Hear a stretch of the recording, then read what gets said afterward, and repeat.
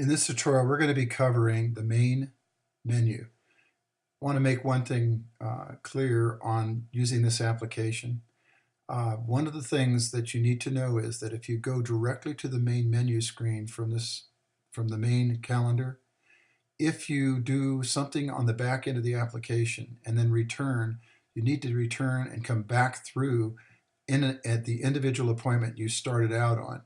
It's a very good idea to go ahead if you're going to do transactions and edit them within the back end of the application, that you pick the calendar appointment that you're going to be editing and click on it first to go there by either clicking the green arrow or in this area on the title. It'll take you to that appointment.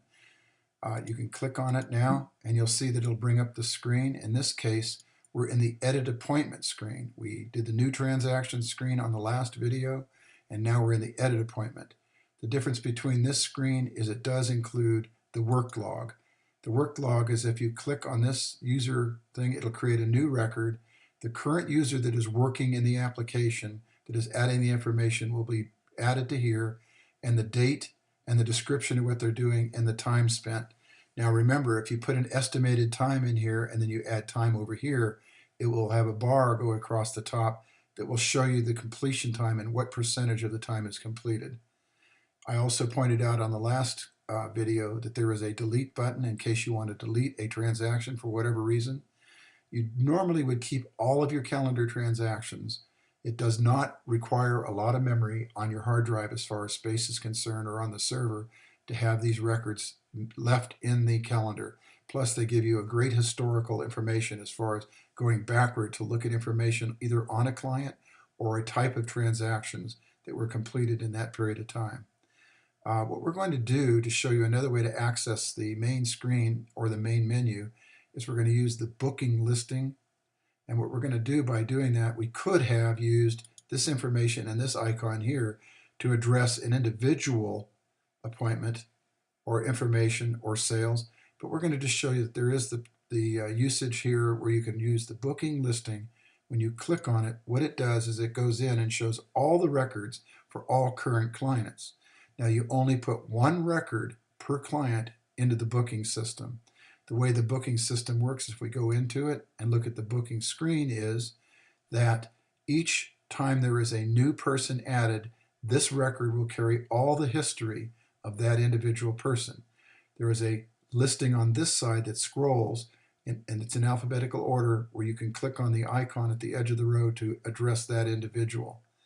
On this same screen, once you have a booking in and you want to go to the main menu, you would click on this icon here. If you want to go back to the appointment you viewed to enter the back end of the application, you would go back by clicking the blue appointment screen to go to the last appointment that you viewed. And in this particular case, it will always go to the one that you came to the screen from when you go back. When you go back to the appointment screen and then you click on the close button in the appointment screen, it will go back to the main calendar. If you came directly from the main screen calendar to the main menu, and then you try to go back through the booking and go to the last appointment, what will happen is when you actually go back to the main calendar, it will close the application. So be aware of that if you run into that. In most cases, the locks on the individual screens other than this that have an add record button, if you click on the lock, it will carry you back to this main menu. Now, I explained a little while ago that the main menu is a place where each individual main screen is shown here, and by each one of them there is an icon, and what this is the help video icon. If you click on this for any of the screens where it is shown, it will provide a movie that indicates how these screens are used, and it's very much in detail. You'll notice that on the actual YouTube video screen when it's playing, that if you click on this gear icon and put it up to 720 HD, it will give you relatively the same clarity as you see here on this screen as far as the individual icons and text are concerned. Again, there is a show hide menus button here. There's also another button to go directly back to the edit appointment screen, so you can navigate there. In most cases, there is only one click to go just about anywhere on this application. So for example, if I clicked any one of these icons here, it would take me to those screens. I've covered the customer booking initially. There is a calendar also in here, which is the local office people calendar, where transactions for business meetings and or in-office meetings for individual employees within the company can be scheduled.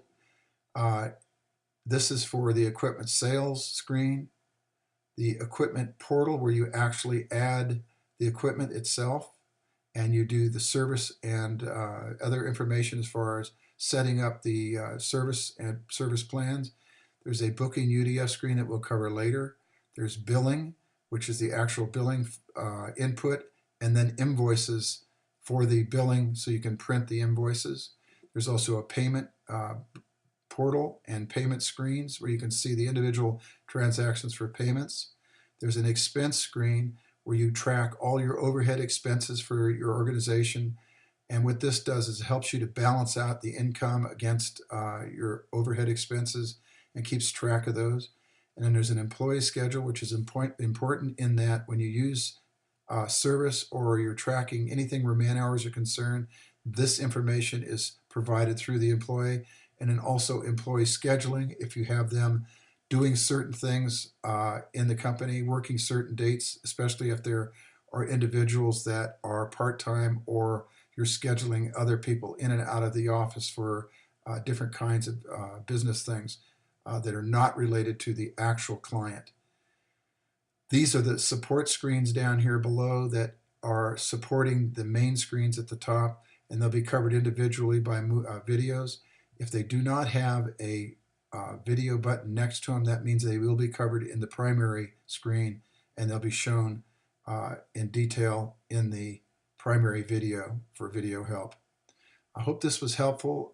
If you have any questions, as usual, please go ahead and get hold of me by telephone, email, or you can click this button over here, this icon, to go directly to the developer's website where you can chat or ask for support. Thank you.